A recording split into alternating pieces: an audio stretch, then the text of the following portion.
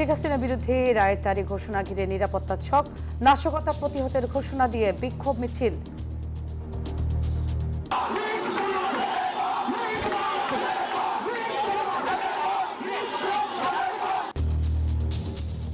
গুজব ছড়ালো বিচারের মুখোমুখি হতে হবে। বোমা নিক্ষেপকারীর ভিডিওগুলোকে কাটপেস্ট করে এবং পুরনো যে আন্দোলন, সে আন্দোলনের ফুটেজগুলোকে কাটপেস্ট করে বলছে এটা এখন পরিচালিত হচ্ছে। যথাযথ কর্তৃপক্ষের মাধ্যমে ইলেকট্রনিক ভৌগোলিক অবস্থান নির্ণয়ে তাদের বিরুদ্ধে আইনি ব্যবস্থা গ্রহণটা প্রক্রিয়াধীন রয়েছে। অন্তর্বর্তীকালীন সরকারকে হুমকি ধামকি না দিয়ে আগামী ফেব্রুয়ারি মাসে জনগণের মুখোমুখি হই আমরা, চলুন জনগণের মুখোমুখি আমরা সকলে হই, চলুন। হুমকি না দিয়ে দলগুলোকে ফেব্রুয়ারি নির্বাচনে আসার আহ্বান তারেক রহমানের। দর কষাকষির জন্য জুলাই অভ্যুত্থান হয়নি। গণভোট সহ 5 দাবি না মানলে রোববার যমুনার সামনে অবস্থান নেবে জামায়াত সহ 8 দল। আন্দোলনের সংহতি জানালো এনসিপি। রাজনৈতিক সংঘাতে বদলে যেতে পারে রাজপথের বাস্তবতা। উত্থান ঘটতে পারে তৃতীয় শক্তির, শঙ্কা বিশ্লেষকের। দ্রুত নির্বাচনের পরামর্শ। কাল ইসির সাথে রাজনৈতিক দলগুলোর সংলাপ শুরু। আইন শৃঙ্খলা আচরণ বিধি ও গণভোট ইস্যুতে কথা হবে বলছেন নেতারা।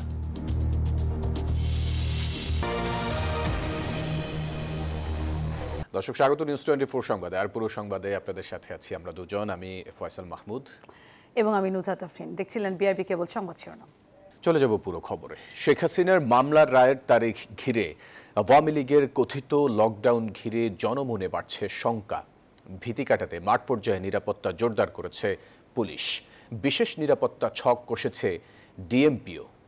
আর এই নাশকতা প্রতিহতের ঘোষণা দিয়ে বুধবার রাতে বিক্ষোভ মিছিল করেছে বিভিন্ন সংগঠন। এই সময় সন্ত্রাসীদের ধরে পুলিশে দেওয়ার আহ্বান জানান এনসিপি নেতা হাসনাত আব্দুল্লাহ। রাজধানীতে হঠাৎ বেড়েছে চোরাগুপ্তা হামলা। ফ্লাইওভার থেকে শুরু করে যাত্রীবাহী বাস, মোটরসাইকেল কিংবা প্রাইভেট কার থেকেও রাতের আধারে এই ককটেল হামলা চালাচ্ছে দুর্বৃত্তরা।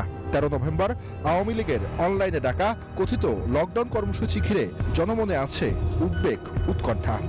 জ্বালা গাড়ির মধ্যে দিলে অনেক ক্ষয়ক্ষতি আমাদের গাড়ির, তারপরে আবার মনে করেন নিজের জীবনের নিরাপত্তা নাই। বাসে বসে আগুন ধরা এটা তো ঠিক না, এটা দিলে তো মানুষের ক্ষতি হবে। বৃহস্পতিবার শেখ হাসিনার মামলার রায়ের তারিখ ঘোষণাকে ঘিরে নিরাপত্তার চাদরে ট্রাইব্যুনাল এলাকা। পুলিশের পাশাপাশি মোতায়েন করা হয়েছে বিজিবি। শুধু এই এলাকা নয়, পুরো রাজধানী জুড়ে বাড়ানো হয়েছে নিরাপত্তা। বিভিন্ন পয়েন্টে বসানো হয়েছে চেকপোস্ট, তল্লাশি চালানো হচ্ছে সন্দেহভাজনদের। সাধারণ মানুষও কিছুটা আতঙ্কিত।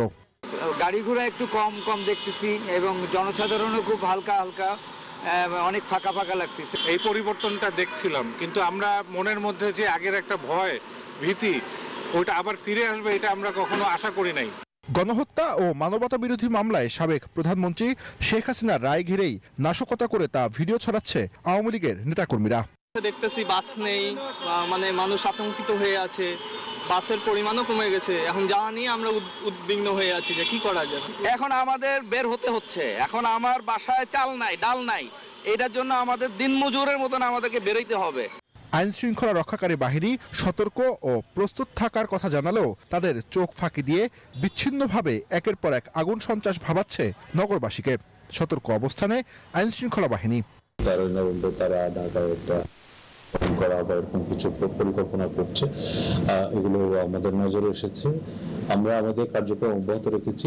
নাশকতা প্রতিরোধের ঘোষণা দিয়ে বুধবার রাতে বিক্ষোভ মিছিল করেছে বিভিন্ন সংগঠন। এ সময় সন্ত্রাসীদের ধরে পুলিশে দেওয়ার আহ্বান জানান এনসিপি নেতা হাসনাত আব্দুল্লাহ। কার্যক্রম নিষিদ্ধ আওয়ামী লীগের যে কোনো অরাজকতা প্রতিহত করতে মাঠে থাকবে শিবির সহ বিভিন্ন ছাত্র সংগঠন।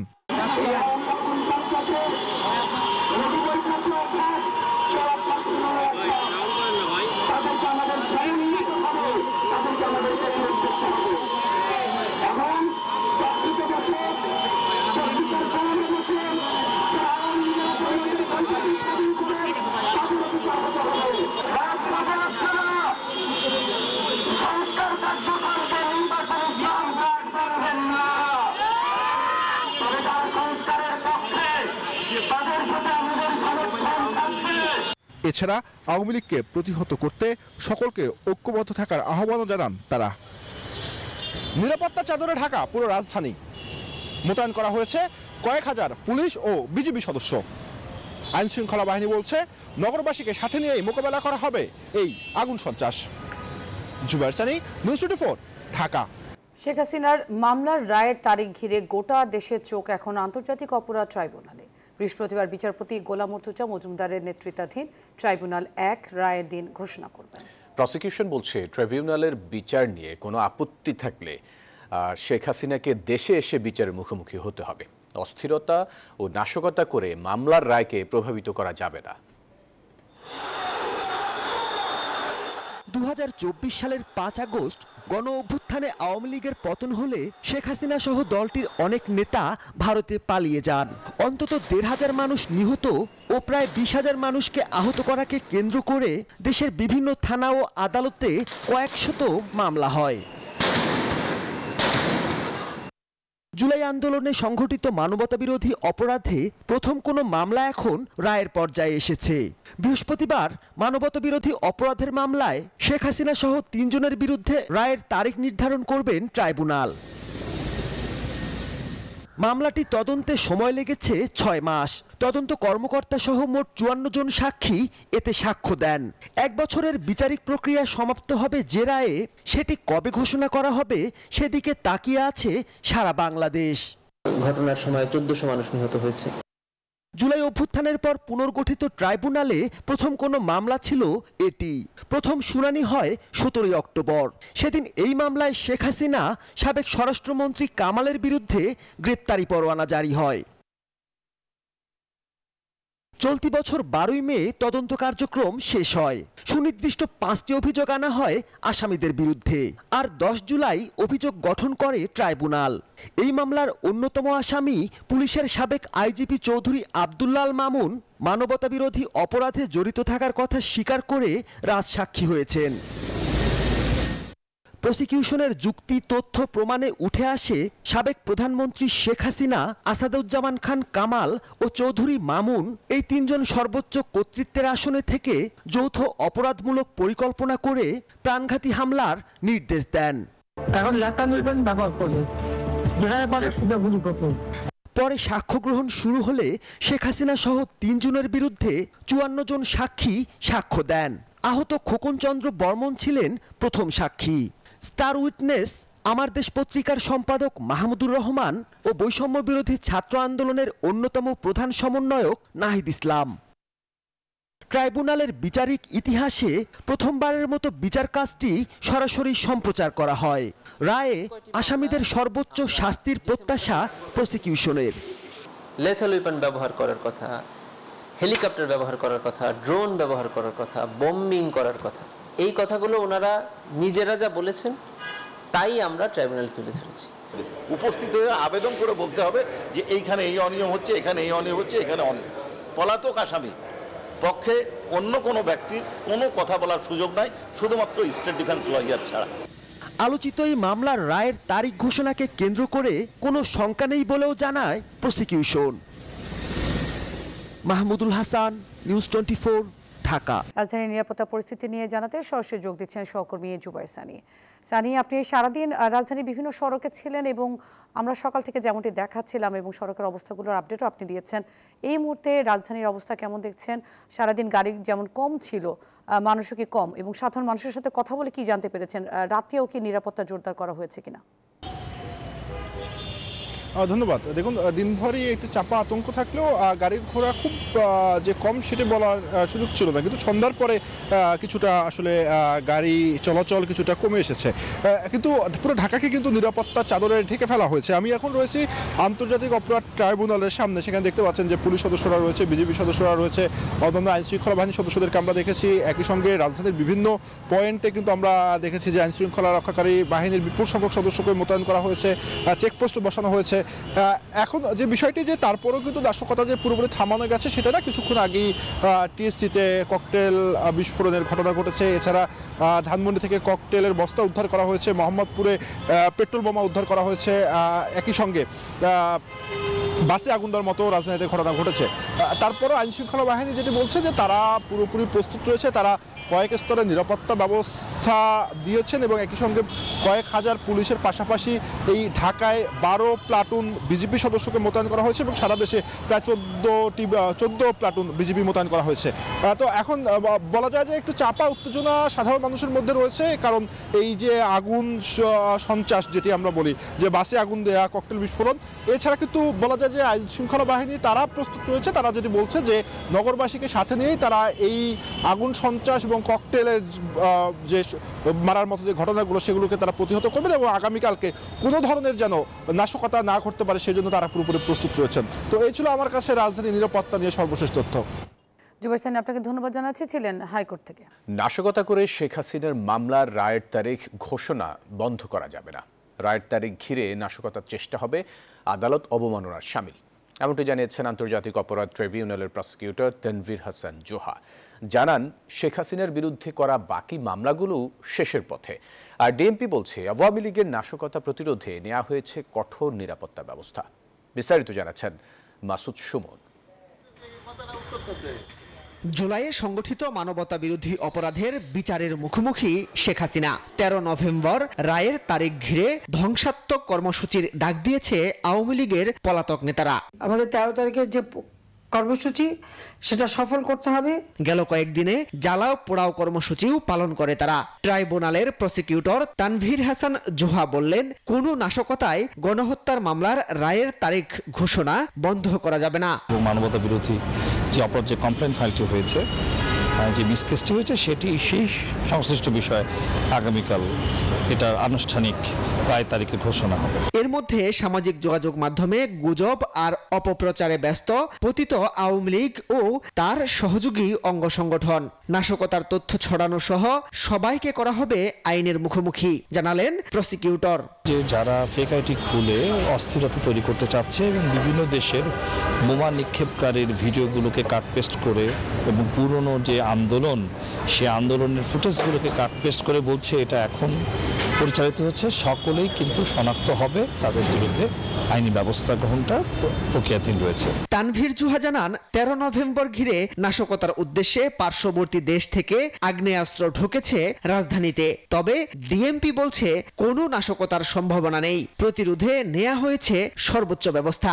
প্রচলিত যে পদ্ধতিগুলো রয়েছে, পেট্রোল কার্যক্রম, চেকপোস্ট পরিচালনা করা, স্থায়ী স্ট্যাটিক ডিউটি, তারপর গোয়েন্দা নজরদারি ইত্যাদিতে চলমান রয়েছে। এর বাইরে আমরা বিভিন্ন আমাদের নিজস্ব পদ্ধতি অবলম্বন করছি। এরই মধ্যে নাশকতার উদ্দেশ্যে ঢাকায় আসা অন্তত অর্ধশতাধিক আওয়ামী লীগ নেতাকর্মীকে গ্রেফতারের তথ্য জানান তিনি। এইসবের পিছনে জড়িত কিন্তু আমরা নিয়মিতই গ্রেফতার করে আমরা নিয়ে আসছি। মাসুদ সুমন, নিউজ 24, ঢাকা। অন্তর্বর্তী সরকারকে হুমকি ধমকি না দিয়ে ফেব্রুয়ারিতে নির্বাচনে অংশ নিতে কয়েকটি রাজনৈতিক দলের প্রতি আহ্বান জানিয়েছেন বিএনপির ভারপ্রাপ্ত চেয়ারম্যান তারেক রহমান। বলেন, নানা শর্ত জুড়ে দিয়ে যারা নির্বাচন বানচাল করার চেষ্টা করছে তারা পতিত স্বৈরাচারের ফেরার পথকে সুগম করছে। জাতীয় বিপ্লব ও সংহতি দিবসের আলোচনায় তারেক রহমান আরও বলেন, এখন সরকারকে সিদ্ধান্ত নিতে হবে তারা কি বিশেষ কোনো দলের ইচ্ছা পূরণ করবে নাকি গণমানুষের পাশে থাকবে। জাতীয় বিপ্লব ও সংহতি দিবস উপলক্ষে বিএনপির আলোচনা সভা, যেখানে বিএনপির সিনিয়র নেতাদের পাশাপাশি যোগ দেন বিভিন্ন দল ও বিভিন্ন শ্রেণী পেশার ব্যক্তিরা। 7 নভেম্বরের ঐতিহাসিক প্রেক্ষাপট ও বাস্তবতা তুলে ধরেন তারা। 7 নভেম্বরের তাৎপর্য তুলে ধরার পাশাপাশি সমসাময়িক রাজনীতি, অর্থনীতি সহ নানা বিষয়ে কথা বলেন বিএনপির ভারপ্রাপ্ত চেয়ারম্যান তারেক রহমান। বলেন, 7 নভেম্বর ছিল বাংলাদেশের শত্রু আর মিত্র চিহ্নিত করার দিন। অভিযোগ করেন, অন্তর্বর্তী সরকারের দুর্বলতার সুযোগ নিয়ে দেশের অর্থনৈতিক কোন রাজনৈতিক দল হুমকি ধামকি না দিয়ে নির্বাচন করে জনগণের মুখোমুখি হওয়ার আহ্বান জানান তিনি। অন্তর্বর্তীকালীন সরকারকে হুমকি ধামকি না দিয়ে আগামী ফেব্রুয়ারি মাসে জনগণের মুখোমুখি হই আমরা, চলুন। বলেন, কোন বিশেষ দলকে সুবিধা দেওয়ার জন্য 24-এর গণ অভ্যুত্থানে প্রাণ দেয়নি লাখ লাখ মানুষ। বিপ্লবের চেতনা ধরে রাখতে জাতীয় ঐক্যের বিকল্প নেই বলেও মন্তব্য করেন তিনি। কোন একটি নির্দিষ্ট রাজনৈতিক দল বা গোষ্ঠীর অধিকার প্রতিষ্ঠা কিংবা রাজনৈতিক দর কষাকষির করার সুযোগ সৃষ্টি করে দেওয়ার জন্য হাজারো লাখো মানুষ রাজপথে জীবন বিলিয়ে দেয়নি। আলোচনায় আসে গণভোট প্রসঙ্গ। তারেক রহমান বলেন, হাজার হাজার কোটি টাকা খরচ করে গণভোট করার চেয়ে দেশে আরো অনেক গুরুত্বপূর্ণ কাজ রয়েছে। সরকারের সিদ্ধান্ত নিতে হবে একটি দলের পাশে থাকবে নাকি জনগণের প্রত্যাশা পূরণ করবে। অন্তর্বর্তীকালীন সরকার দেশে আগামী ফেব্রুয়ারি মাসে জাতীয় নির্বাচন অনুষ্ঠানের সময় নির্ধারণ করেছে। এখন সরকারকে সিদ্ধান্ত নিতে হবে তারা কি একটি রাজনৈতিক দলের আকাঙ্ক্ষা বাস্তবায়ন করবে নাকি দেশের গণতান্ত্রিক জনগণের কাছে জবাবদিহিমূলক একটি সরকার প্রতিষ্ঠার লক্ষ্যে ফেব্রুয়ারির জাতীয় নির্বাচনকে অগ্রাধিকার বা প্রায়োরিটি তারা দেবে। জানান, জুলাই সনদে যে অঙ্গীকার করা হয়েছে তা পূরণ করবে বিএনপি। জুলাই সনদে যা অঙ্গীকার করা হয়েছে, যা আমরা সই করে এসেছি, বিএনপি এইসব অঙ্গীকার রক্ষা করবে, রক্ষা করতে দৃঢ় প্রতিজ্ঞ। Desk report, news 24। নির্বাচনের আগে গণভোট ও জুলাই সনদ সহ 5 দাবি মানতে রোববার পর্যন্ত আলটিমেটাম দিয়েছে জামাত সহ 8 দল। এই সময়ের মধ্যে দাবি না মানলে প্রধান উপদেষ্টার বাসভবন যমুনার সামনে অবস্থানের হুঁশিয়ারি দিয়েছে তারা। বুধবার যৌথ সংবাদ সম্মেলনে এই ঘোষণা দেওয়া হয়। অন্যদিকে জামায়াতের সেক্রেটারি জেনারেল গোলাম পরোয়ার বলেন, প্রধান উপদেষ্টার সঙ্গে বৈঠকের মাধ্যমে 5 দফা দাবির শান্তিপূর্ণ সমাধান আশা করছেন তারা। আবির হোসেনের রিপোর্ট।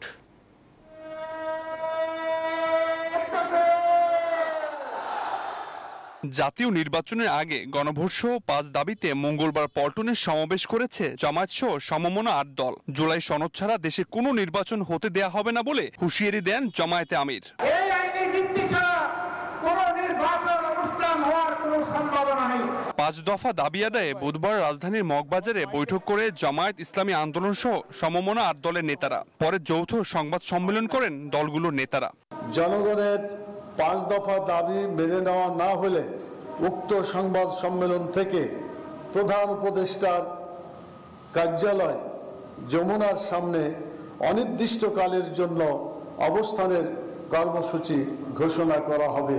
তাছাড়া জামায়াত ইসলামীর সেক্রেটারি জেনারেল অধ্যাপক মিয়া গোলাম পরোয়ার বলেন, প্রধান উপদেষ্টার সাথে বৈঠকের মাধ্যমে 5 দফা দাবির শান্তিপূর্ণ সমাধান আশা করেন ইসলামিক দলগুলো। আমাদের এই দাবি যদি নিয়মতান্ত্রিক উপায়ে একটা আলোচনার ভিত্তিতে সরকার প্রধান উপদেষ্টা এবং তিনি ঐক্যমত্য কমিশনের প্রধান হিসেবে ডক্টর প্রফেসর ইউনূস 8 দলের শীর্ষ নেতৃবৃন্দের সাথে সাক্ষাৎ দেবেন এবং আলোচনার মধ্যে দিয়ে সমাধান হবে এবং নিষ্পত্তি হবে, এটাকেই আমরা সবচেয়ে শান্তিপূর্ণ উপায় মনে করেছি। যৌথ সংবাদ সম্মেলনে 3 দিনের কর্মসূচিতে 5 দফা দাবিতে দেশব্যাপী জেলা মহানগর পর্যায়ে 14 নভেম্বর বিক্ষোভ মিছিলের ঘোষণা দেন তারা। জেলা ও মহানগর পর্যায়ে বিক্ষোভ মিছিল অনুষ্ঠিত হবে। আবির হোসেন, নিউজ 24, ঢাকা।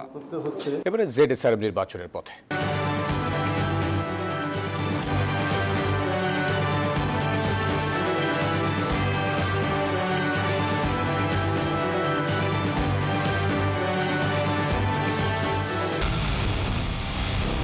পুরো দেশের মুখে হাসি ফোটাতে নিজেকে হতে হয় স্ট্রং আর মনোবল হতে হয় স্পার্কজিরো। জেডএসআরএম 25 বছরের পথ চলায় নিরাপদে রাখার প্রত্যয়ে। নির্বাচন কমিশনের সাথে বৈঠকে প্রধান রাজনৈতিক দলের এজেন্ডা হবে দেশের আইন শৃঙ্খলা পরিস্থিতি, ভোট কেন্দ্র ও প্রার্থীর নিরাপত্তা সহ নির্বাচনী আচরণবিধি এবং গণভোট ইস্যু।